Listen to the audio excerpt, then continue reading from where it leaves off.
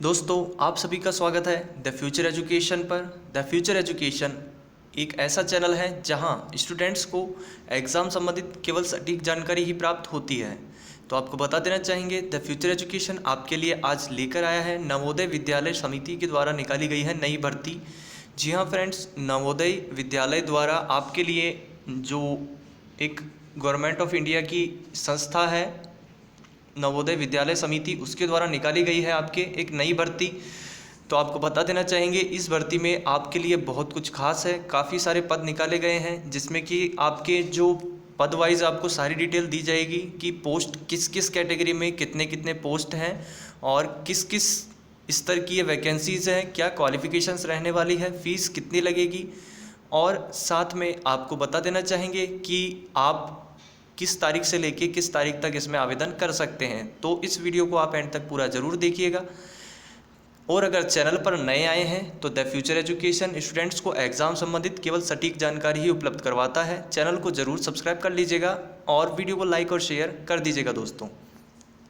तो यहाँ पर आप देख सकते हैं, ये लेटेस्ट नोटिफिकेशन है बोर्ड का, जिसमें आपके लिए रिक्रूटमेंट ड्राइव 2021-22, ठीक है दोस्तों, 21-22 के लिए यहाँ पर ये नोटिफिकेशन निकाला गया है, जिसमें कि आपकी आज की डेट जो है वो है 17 जनवरी 2022। तो इसमें आपके यहाँ पर काफ़ी सारे पद यहाँ पर रहने वाले हैं। चलिए हम पोस्ट पर आ जाते हैं। पोस्ट वाइज आपको सारी जानकारी दे देते हैं। पोस्ट के नेम, काफ़ी पोस्टें यहाँ निकली हुई है और जो पोस्टें निकली हुई है जो पोस्टें हैं निकली हुई दोस्तों, वो आपके कैडर भी दिया हुआ है, HQRO कैडर भी है और JNV कैडर के अंतर्गत भी आपकी निकली हुई है भर्तियाँ। यहाँ पर हम इनका वर्गीकरण आपको करके बता देते हैं। सबसे पहले असिस्टेंट कमिश्नर की पोस्ट है, ठीक है दोस्तों, पोस्टें काफ़ी सारी है। यहाँ पर सबसे पहले है आपके assistant commissioner group A, post code है 01। अनरिजर्व कैटेगरी में 3 पोस्ट निकली हुई है और साथ में OBC NCL में 1 पोस्ट है, ST कैटेगरी में 1 पोस्ट है। टोटल मिलाकर के 5 पोस्ट है, जिसमें कि आपके OH कैटेगरी में भी 1 पोस्ट निकली हुई है। अगली पोस्ट पर आ जाते हैं। अगली पोस्ट है असिस्टेंट कमिश्नर की आपके administration, group A, post code 2 है, ठीक है दोस्तों। अब यहाँ पर आपके अनरिजर्व कैटेगरी में निकली हुई है 2 पोस्ट है, टोटल मिलाकर 2 पोस्ट है। अगली आपकी आ जाती है फीमेल स्टाफ नर्स की, group B, post code 03। Unreserved category में है आपके 35 पोस्ट, EWS में है 7, OBC NCL में है आपकी 22, SC कैटेगरी में है 12, ST कैटेगरी में है 6, टोटल मिलाकर के है 82, जिसमें कि OH कैटेगरी में 2 है, VH कैटेगरी में 1 है और अदर्स में भी 1 पोस्ट निकली हुई है। आगे के जो पोस्टें हैं वो है आपके असिस्टेंट सेक्शन ऑफिसर, ठीक है दोस्तों, असिस्टेंट सेक्शन ऑफिसर है आपके, जिसमें कि ग्रुप सी की पोस्ट है, पोस्ट कोड है 04। अनरिजर्व कैटेगरी में है 6 पोस्ट, EWS में है 1 पोस्ट, OBC NCL में है 1 पोस्ट, SC कैटेगरी में है 1 पोस्ट, ST कैटेगरी में है 1 पोस्ट, टोटल मिलाकर के 10 पोस्ट है, जिसमें कि OH कैटेगरी में 1 पोस्ट है और EXM कैटेगरी में भी आपके 1 पोस्ट रहने वाली है। अगली आपके आ जाती है audit assistant group C, post code 5। Unreserved category में है 3 पोस्ट, EWS में है 1 पोस्ट, OBC NCL में है 1 पोस्ट, SC कैटेगरी में 5 पोस्ट निकली हुई है, ST कैटेगरी में 1 पोस्ट निकली हुई है, EXM कैटेगरी में है 1 पोस्ट, टोटल मिलाकर के 11 पोस्ट यहाँ पर निकली हुई है दोस्तों। अगली आपकी कैटेगरी आ जाती है junior translation officer, group B, post code 06, ठीक है दोस्तों। तो यहाँ पर आपके अनरिजर्व कैटेगरी में है 3 पोस्ट, OBC NCL में है 1 पोस्ट और OH कैटेगरी में है 1 पोस्ट, कुल मिलाकर टोटल 4 वैकेंसीज निकली हुई है। आगे आपके है junior engineer civil, group C की पोस्ट है, पोस्ट कोड है 07। अनरिजर्व कैटेगरी में है 1 पोस्ट, टोटल मिलाकर के 1 पोस्ट ये निकली हुई है। स्टेनोग्राफर में आ जाते हैं। टोटल मिलाकर के स्टेनोग्राफर ग्रुप सी के अंतर्गत पोस्ट कोड है 08। टोटल मिलाकर 22 पोस्ट है, जिसमें कि अनरिजर्व कैटेगरी में है 10 पोस्ट, ईडब्ल्यूएस में है 3 पोस्ट, ओबीसी एनसीएल में है 6 पोस्ट, एससी कैटेगरी में है 3 पोस्ट, ओएच कैटेगरी में है 1 पोस्ट और ईएक्सएम कैटेगरी में है 2 पोस्ट। टोटल मिलाकर के यहाँ 22 आपके स्टेनोग्राफर की वैकेंसीज निकली हुई है।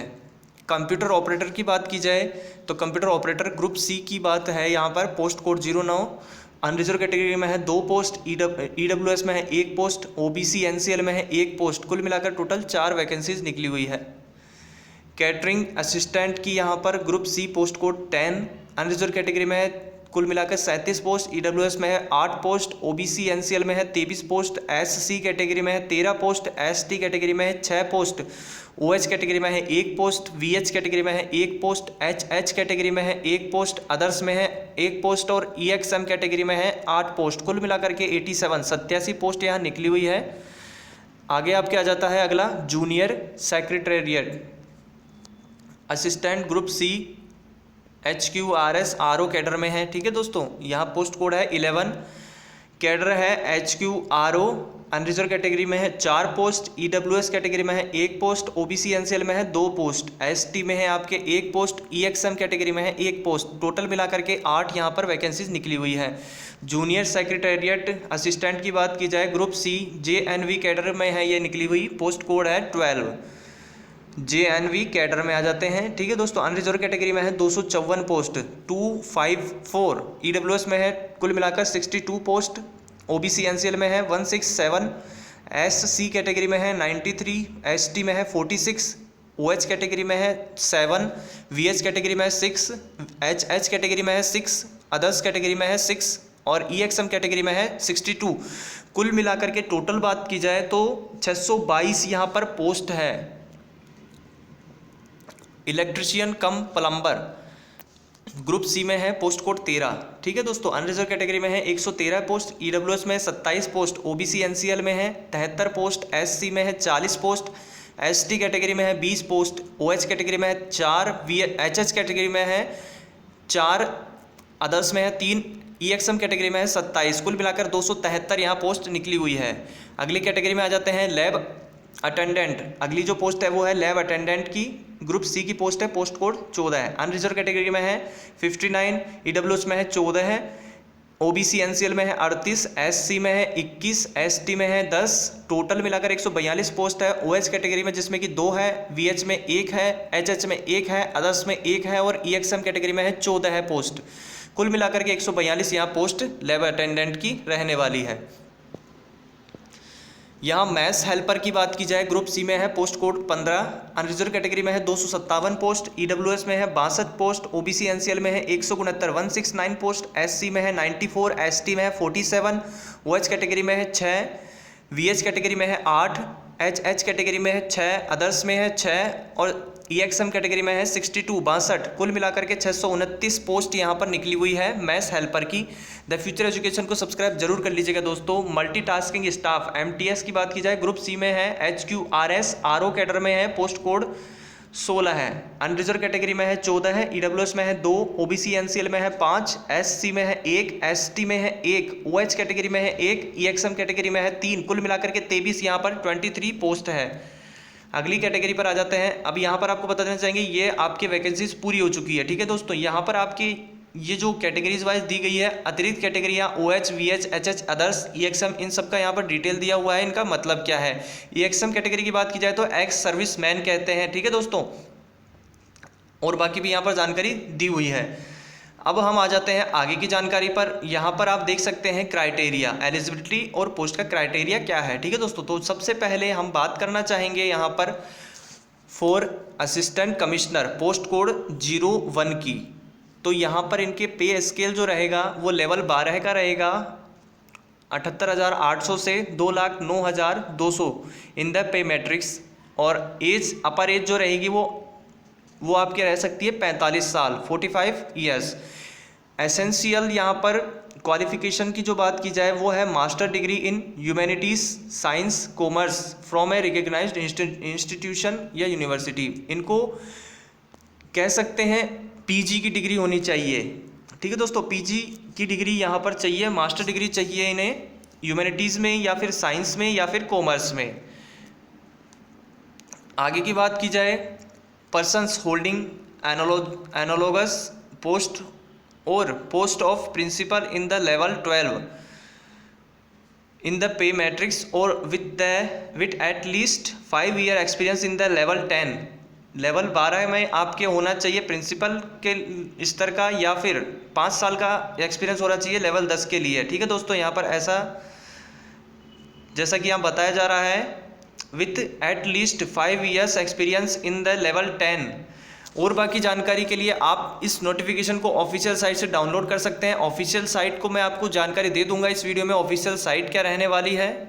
यहाँ पर आपको सिंपली जो आपकी क्वालिफिकेशन चाहिए वो मैं यहाँ बताने जा रहा हूँ। बाकी आप अतिरिक्त पूरी जो विस्तृत जानकारी है उसके लिए आप ऑफिशियल नोटिफिकेशन को डाउनलोड कीजिएगा, क्योंकि वीडियो काफ़ी लंबा हो जाएगा इससे।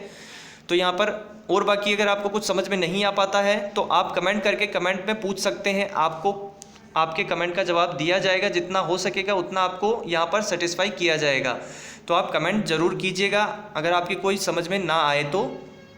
चलिए हम थोड़ा जल्दी कर लेते हैं, वीडियो काफ़ी लंबा हो जाएगा। For assistant commissioner administration post 02 की बात की जाए, पे स्केल लेवल 11 है, ये आप देख सकते हैं। ठीक है दोस्तों, और अपर एज जो रहेगी 45 ईयर्स रहेगी। और इनके लिए जो क्वालिफिकेशन चाहिए वो चाहिए ग्रेजुएट की डिग्री यहाँ पर। ठीक है, और इसके अलावा जो जानकारी है वो आप यहाँ पर नोटिफिकेशन में पढ़ सकते हैं। यहाँ पर फीमेल स्टाफ नर्स की बात की जाए तो पोस्ट कोड 03 है, पे स्केल लेवल 7 का रहेगा, अप टू एज 35 साल रहेगी। और एसेंशियल क्वालिफिकेशन जो चाहिए वो चाहिए इनको सीनियर सेकेंडरी एग्जामिनेशन क्लास 12 का यहाँ पर इनके पास में डिग्री होनी चाहिए। क्लास 12 इनके पास में होना चाहिए, इनको क्लास 12 पास। और साथ में ग्रेड ए 3 ईयर का डिप्लोमा सर्टिफिकेट होना चाहिए नर्सिंग में रिकॉग्नाइज्ड यूनिवर्सिटी के द्वारा, या फिर बीएससी नर्सिंग होना चाहिए इनका। और registration with Indian state nursing council में इनका रजिस्ट्रेशन होना चाहिए। और प्रैक्टिकल एक्सपीरियंस होना चाहिए 2 साल का हॉस्पिटल क्लिनिक का। ठीक है, और डिज़ायरेबल भी आपके यहाँ पर क्वालिफिकेशन चाहिए। उसकी विस्तृत जानकारी के लिए आप नोटिफिकेशन को ज़रूर पढ़ लीजिएगा, वीडियो काफ़ी लंबा हो जाएगा दोस्तों इससे, इसलिए यहाँ पर मेन पॉइंट पर आपको जानकारी दे देना चाहूँगा। असिस्टेंट सेक्शन ऑफिसर की बात की जाए, पोस्ट कोड 04 की, पे स्केल जो रहेगा लेवल 6 का रहेगा। और इनकी एज लिमिट चाहिए 18 से 30 साल।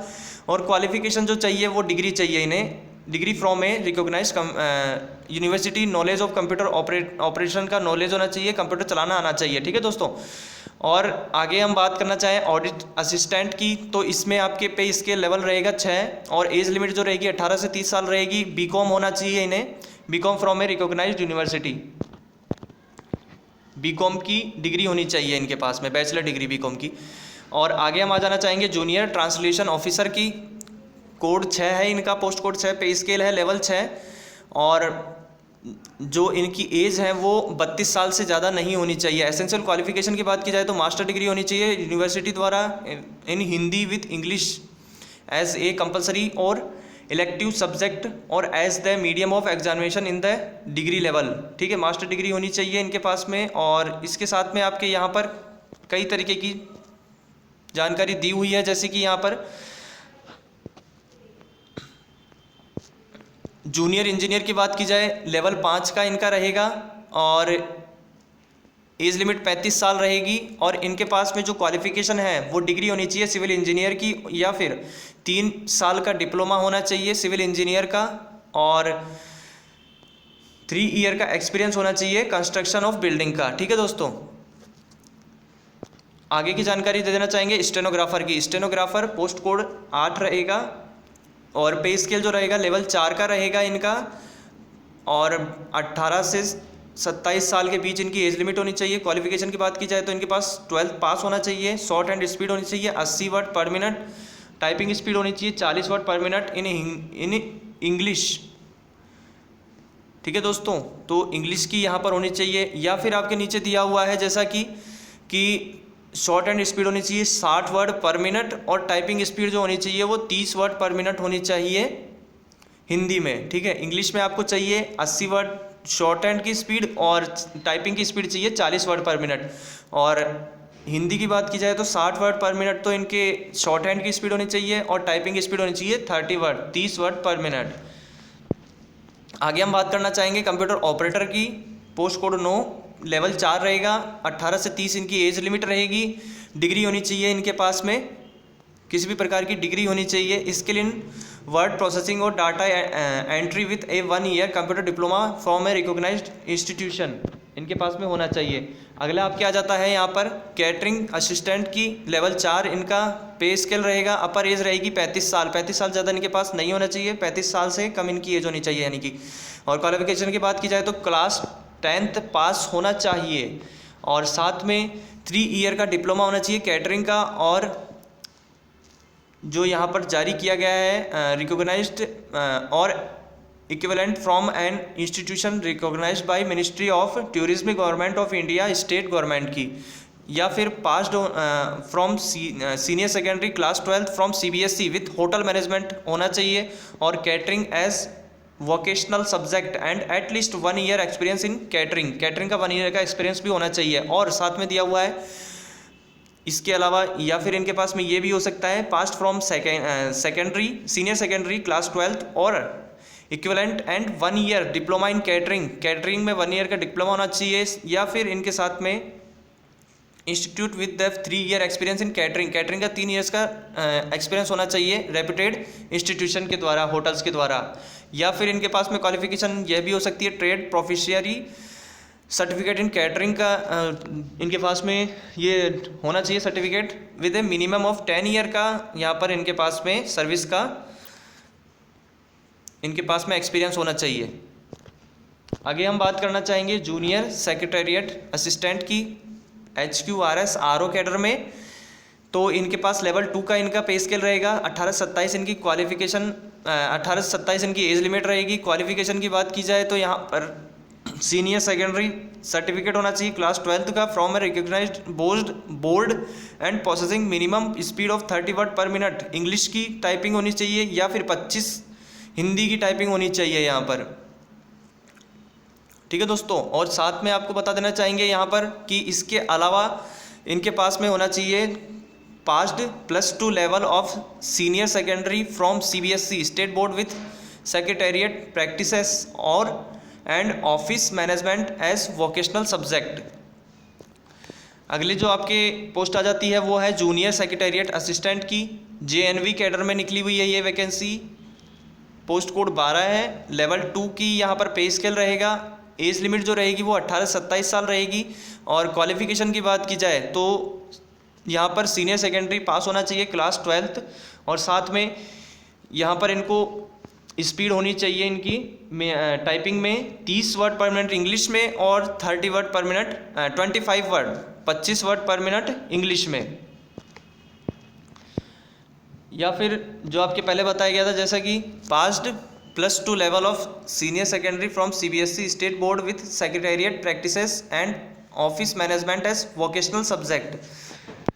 आगे हम आ जाना चाहेंगे अगली जानकारी इलेक्ट्रिशियन कम प्लम्बर की है। इसमें आपके पे स्केल रहेगा लेवल 2 का और साथ में एज लिमिट जो रहेगी 18 से 40 साल रहेगी। क्वालिफिकेशन की बात की जाए 10th पास होना चाहिए, ITI सर्टिफिकेट होना चाहिए इनके पास में इलेक्ट्रिशियन और wireman plumbing from a recognised institution. At least 2 year का एक्सपीरियंस होना चाहिए इनके पास में इलेक्ट्रिशियन इंस्टॉलेशन वायरिंग और प्लम्बिंग वर्क का।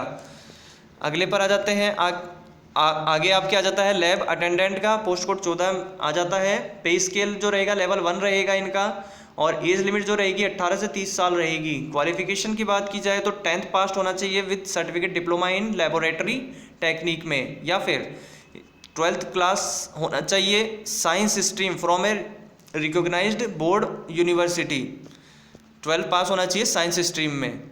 मैथ्स हेल्पर की बात की जाए दोस्तों तो इनका पे स्केल जो रहेगा लेवल 1 का रहेगा। 18 से 30 इनकी एज लिमिट रहनी चाहिए। मैट्रिकुलेशन पास होना चाहिए, क्लास 10th पास होना चाहिए और क्लास 10th पास होना चाहिए। बाकी की डिटेल जो है वो आप यहाँ पढ़ सकते हैं ऑफिशियल नोटिफिकेशन से। ऑफिशियल साइट आपको बता दी जाएगी जिससे आप ऑफिशियल नोटिफिकेशन को डाउनलोड कर सकते हैं। आगे आ जाता है मल्टी टास्किंग स्टाफ MTS की बात की जाए HQRO कैडर में है। लेवल 1 इनका जो पे स्केल है वो रहेगा 18 से 30 इनकी एज लिमिट रहेगी दोस्तों। और यहाँ पर आपको बता देना चाहेंगे इनकी जो क्वालिफिकेशन रहेगी वो क्लास 10th यहाँ पर रहेगी, क्लास 10th इनका पास होना चाहिए। एज रिलैक्सेशन के लिए आपको ऑफिशियल नोटिफिकेशन को डाउनलोड करना होगा, वहाँ से आप देख सकते हैं कि इसमें किस प्रकार से एज रिलैक्सेशन दिया हुआ है। यहाँ पर एज रिलैक्सेशन दिया हुआ है आप सभी के लिए, यहाँ पर बहुत सी कैटेगरीज में अलग अलग एज रिलैक्सेशन है, लेकिन यहाँ पर आपको इसके लिए ऑफिशियल नोटिफिकेशन को डाउनलोड करना होगा। इसके अलावा हम आगे देखना चाहें तो यहाँ पर आपको बता देना चाहेंगे दोस्तों कि यहाँ पर आपके बताया हुआ है EWS के लिए भी कि इनका रिजर्वेशन कैसे लागू होगा। बाकी आपके यहाँ पर काफ़ी कुछ इंस्ट्रक्शंस दिए हुए हैं स्टूडेंट्स के लिए, तो इसके लिए आपको ऑफिशियल नोटिफिकेशन को डाउनलोड करना होगा। मोड ऑफ सिलेक्शन की बात की जाए तो यहाँ पर आपके काफ़ी कुछ बताया गया है। मोड ऑफ सिलेक्शन आपके मेन तौर पर मैं आपको बता देना चाहूँगा CBT होगा, इंटरव्यू भी है कई पोस्ट में, और कई पोस्ट में आपके यहाँ इंटरव्यू भी रहने वाला है। ठीक है दोस्तों, तो इसके लिए आपको विस्तृत जो जानकारी है वो आपको इसके सिलेबस का जो डिटेल रहेगी उसमें आपको उपलब्ध करवा दी जाएगी, क्योंकि यहाँ पर इतनी बड़ी जानकारी दे नहीं पाऊँगा, क्योंकि यहाँ पर काफ़ी बड़ा ये वीडियो पहले ही हो चुका है। सेंटर्स की बात कर लें हम, एग्जामिनेशन के सेंटर्स यहाँ पर रहेंगे कि कहाँ कहाँ आप अपने सेंटर्स ले सकते हैं। जैसा यहाँ दिया हुआ है, the CBT for the recruitment of the notified post except Assistant Commissioner and Assistant Commissioner Administration in likely to be held at following 93 cities. However, the NVS has the right to conduct the CBT at all the cities or any one of the cities or any other cities depending upon the number of the candidate and other compulsions. तो यहाँ पर आपके CBT की जो जानकारी है वो यहाँ पर दी हुई है कि किस किस जगह पर आपके जो एग्ज़ाम्स है वो हो सकते हैं कंडक्ट। तो यहाँ पर इनकी भी जानकारी आप देख सकते हैं। मेन तौर पर आपको बता देना चाहूँगा यहाँ पर कि इन सब सिटीज़ में आपका सेंटर हो सकता है। इसके लिए आपको पढ़ना होगा ऑफिशियल नोटिफिकेशन को, क्योंकि यहाँ पर आप देख सकते हैं काफ़ी सेंटर्स दिए हुए हैं। सारी डिटेल आपको इस वीडियो में उपलब्ध नहीं हो पाएगी। स्कीम ऑफ एग्जामिनेशन रहेगी, हर पोस्ट के लिए अलग अलग यहाँ पर स्कीम है दोस्तों। जैसा कि यहाँ पर दिया हुआ है कि क्या आपके कितने नंबर का पेपर होगा, क्या आपके कोर्स रहेगा, क्या सिलेबस रहेगा, सारी डिटेल दी हुई है इसमें नोटिफिकेशन में। आप नोटिफिकेशन को डाउनलोड कर सकते हो ऑफिशियल साइट से। आप चाहें कि मैं इसका आपको विस्तृत जानकारी उपलब्ध करवाऊँ सिलेबस की, तो इसके लिए आपको थोड़ा समय का इंतज़ार करना होगा। इसके लिए आपके जैसे जितने अधिक कमेंट होंगे उस अनुसार मैं इस वीडियो को प्रॉपरली बना पाऊँगा। फिलहाल आपको मेन तौर पर मैं बता देना चाहूँगा, यहाँ पर आपके साइट पर आ जाते हैं हम कि ऑफिशियल साइट कौन सी है, तो वो भी आपके यहाँ पर दी हुई है। यहाँ पर आपके परीक्षा स्कीम दी हुई है, किस प्रकार से क्या क्या स्पीड रहने वाली है। स्टेनोग्राफर में मैंने आपको बता दिया है। यहाँ पर शॉर्ट हैंड स्पीड जो रहेगी वो इंग्लिश में रहेगी 80 वर्ड शॉर्ट हैंड स्पीड, और टाइपिंग की 40, या फिर अगर आप हिंदी से हैं तो शॉर्ट हैंड स्पीड रहेगी 60 और टाइपिंग स्पीड रहेगी 30। ठीक है दोस्तों, और यहाँ पर आपके हर पोस्ट के लिए अलग अलग यहाँ पर दिया हुआ है कितने कितने आपके क्वेश्चन होंगे और कितने नंबर का पेपर होगा और क्या आपके सिलेबस रहेगा। फिलहाल हम आ जाते हैं ऑफिशियल साइट पर। तो ऑफिशियल जो साइट है दोस्तों वो आपके सामने है। यहाँ पर ऑफिशियल साइट दी हुई है www.navodaya.gov.in। इस साइट पर जाकर आप इस नोटिफिकेशन को डाउनलोड कर सकते हैं और सारी डिटेल आप पढ़ सकते हैं।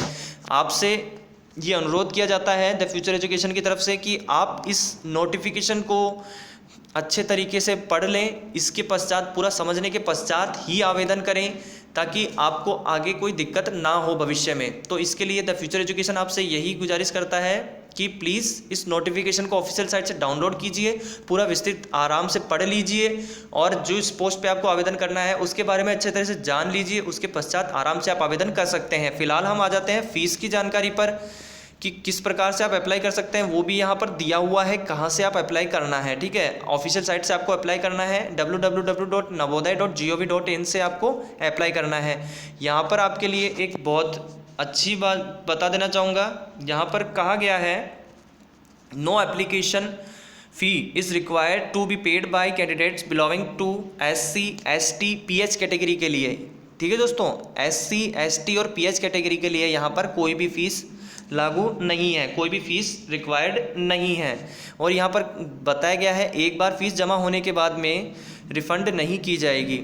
आगे की जानकारी आपको बताना चाहूँगा। अदर जो कैटेगरीज है उनके लिए यहाँ पर फीस लागू होगी और वो है असिस्टेंट कमिश्नर एडमिनिस्ट्रेशन के लिए 1500 रुपये, और फीमेल स्टाफ नर्स की बात की जाए तो 1200 रुपये है।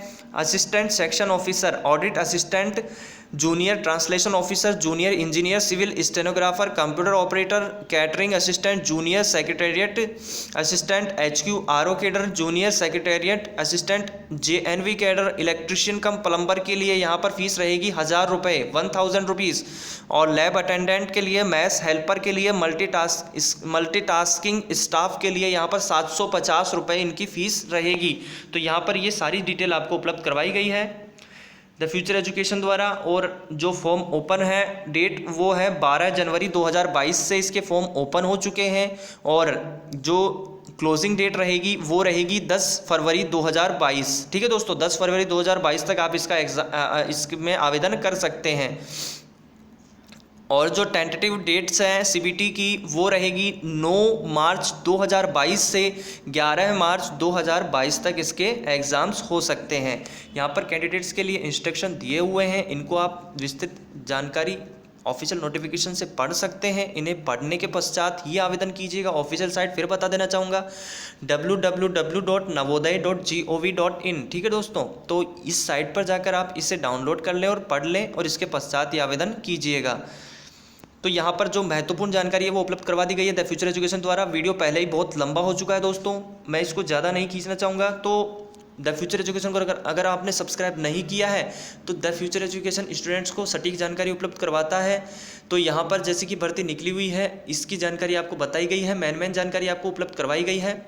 और चैनल को सब्सक्राइब जरूर कीजिएगा, द फ्यूचर एजुकेशन को सब्सक्राइब जरूर कीजिएगा।